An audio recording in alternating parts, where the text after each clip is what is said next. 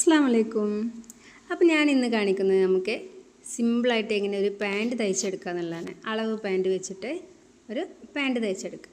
അപ്പോൾ ഞാനിത് 4 ആക്കി മടക്കിയിട്ടതാണ്. ഈ ഭാഗം ഫോൾഡഡ് സൈഡും ഇതാ ഈ ഒരു സൈഡിൽ നമുക്ക് 4 പീസായിട്ട് ഇങ്ങനെ കിട്ടും.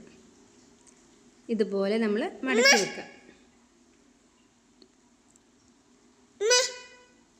ഇതുപോലെ മടക്കി വെക്കുക. മുകളിൽ എന്നിട്ട് നമ്മളെ പാൻറ്റ് ഇതുപോലെ അരിവിനോട് ചാരി വെക്കുക. ഫോൾഡഡ് സൈഡിലേക്ക് ഇതുപോലെ അറ്റത്തേക്ക് നീക്കി വെക്കുക. ആദ്യം നമുക്ക് ഇതിൻ്റെ മുകളിൽ 2 ഫോൾഡഡ് സൈഡായിരിക്കും. ഇതുപോലൊരു ലൈൻ വരച്ച് കൊടുക്കുക. പിന്നെ ഞാൻ 1 ഇഞ്ചിൻ്റെ ഇലാസ്റ്റിക് എടുത്തിട്ടില്ല. അപ്പോൾ ഇലാസ്റ്റിക് വെക്കാൻ വേണ്ടിയിട്ട് നമുക്ക് ഒരു 1.5 ഇഞ്ച് ഇതുപോലെ വരച്ചെടുക്കുക. അതിൻ്റെ താഴേക്കാണ് നമ്മുടെ അളവ് പാൻറ്റ് വെക്കേണ്ടത്.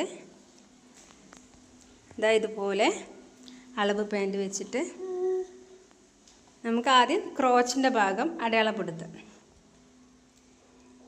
ക്രോച്ചിൻ്റെ ഭാഗം അടയാളപ്പെടുത്തിയിട്ട് ഇതുപോലെ അടയാളപ്പെടുത്തിയിട്ട് നമുക്ക് അവിടുന്ന് ചെറുതായിട്ട് ക്രോച്ചൊന്ന് വളച്ചിട്ട് നമുക്ക് മുകളിലേക്ക് സ്ട്രൈറ്റ് ആയിട്ടൊന്ന് വരയ്ക്കുന്നു. കാരണം അവിടെ ഇലാസ്റ്റിക് ഇടാനുള്ളതാണ്, അപ്പോൾ കുറച്ച് വീതി വേണ്ടി വരും. ഇതുപോലെ വരച്ചെടുക്കുക. പിന്നെ നമുക്ക് താഴേക്ക് പാൻറ്റിൻ്റെ അളവ് വെച്ചിട്ട് അതുപോലെ നമുക്ക് ഇങ്ങനെ ഒന്ന് വരച്ചെടുക്കാം. താഴെ വരെ വരച്ചെടുക്കുക. ഇത്രയേ ഉള്ളൂ ഇതിലെ മാർക്കിങ്. അപ്പോൾ ഒരു പാൻറ്റ് തയ്ക്കാൻ സിമ്പിളാണ്. നമുക്ക് അധികം കട്ടിങ്സ് ഒന്നുമില്ല. ഒറ്റ കട്ടിലേനെ ഇതുപോലെ നമുക്ക് മുകളിലേക്ക് ഇങ്ങനെ വരച്ചെടുത്ത് ഈ ഭാഗം ഒന്ന് കട്ട് ചെയ്തെടുക്കുക. ഞാൻ ഇതുപോലെ കട്ട് ചെയ്തെടുത്തിട്ടുണ്ട്. അപ്പോൾ 2 പീസായിട്ടുണ്ടാവും. അതിൽ ഇതുപോലെ നിവർത്തിയെടുക്കുക.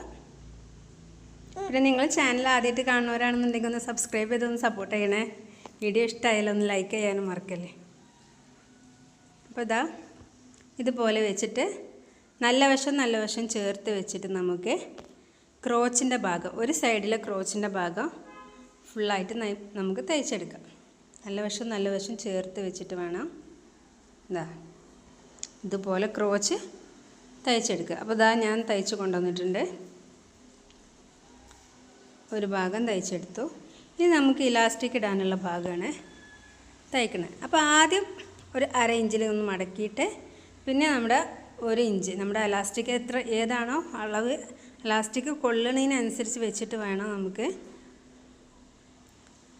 തയ്ച്ചെടുക്കാൻ. ഇലാസ്റ്റിക് 1 ഇഞ്ചിൻ്റെ 1.5 ഇഞ്ചിൻ്റെ ഒക്കെ ഉണ്ടാവും. അപ്പോൾ അത് നോക്കിയിട്ട് വേണം നമുക്ക് അളവെടുക്കാൻ. അപ്പോൾ ഇതുപോലെ ഞാൻ തയ്ച്ചെടുത്തിട്ടുണ്ട്. പിന്നെ നമ്മുടെ ഇലാസ്റ്റിക്കിൻ്റെ ഒരറ്റത്ത് ഒരു പിൻ കുത്തി വെച്ചിട്ട് നമുക്ക് ഇതിൻ്റെ ഉള്ളിലേക്ക് കടത്താം. ഇലാസ്റ്റിക് എടുക്കുമ്പോൾ നമ്മൾ അരവണ്ണത്തിൽ നിന്ന് ഒരു 3 ഇഞ്ചെങ്കിലും കുറച്ചിട്ട് വേണം എടുക്കാൻ, എന്നാലേ ടൈറ്റായിട്ട് കിടക്കുകയുള്ളൂ.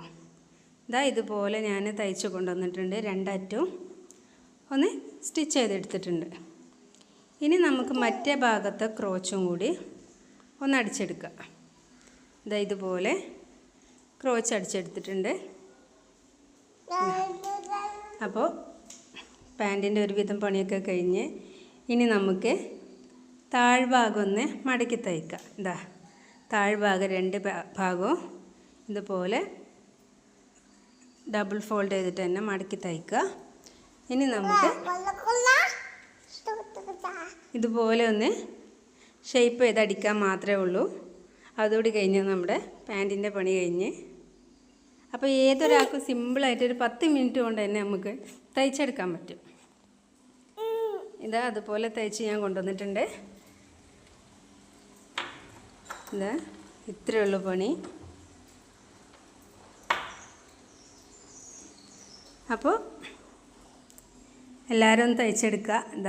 സിമ്പിളായിട്ട് ഒന്ന് അയൺ ചെയ്തെടുത്താൽ മതി. നന്നായിട്ട് അയൺ ചെയ്തെടുക്കുക.